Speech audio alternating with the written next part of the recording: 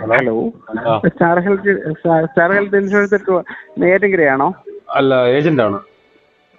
Agent ആണോ? നെയ്യാറ്റിൻകരയുള്ള ആളാണോ? അതെ. എന്താണ്? ഓക്കെ. ഞാൻ വിളിച്ചത്, എനിക്ക് ഓൾറെഡി ഞാനിപ്പോൾ ഒരു ഇൻപേഷ്യന്റ് ആയിട്ട് ഇവിടെ നെയ്യാറ്റിൻകര നിംസ് ഹോസ്പിറ്റലിലാണ് ഞാൻ ആ അഡ്മിറ്റ് ആയിരിക്കണേ.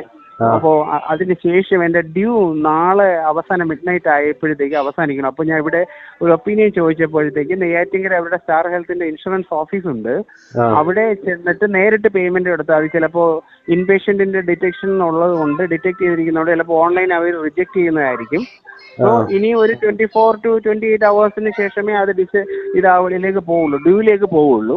അപ്പോൾ ഡയറക്റ്റ് ആയിട്ട് പേയ്മെന്റ് റെമിറ്റ് ചെയ്തിട്ട് റിന്യൂ ചെയ്യാവുന്നതാണ് എന്ന് ഇവിടെയുള്ള നിംസിലുള്ള അഡ്വൈസർ പറഞ്ഞു. അപ്പൊ അവിടെ കൊണ്ടുവന്നാൽ എവിടെയാ ഇത് അടയ്ക്കാൻ പറ്റുക എന്നുള്ളതാണ്. എന്റെ ഒപ്പീനിയൻ പറയുന്നത് ഓൺലൈൻ അടയ്ക്കുന്നതായിരിക്കും നല്ലത്.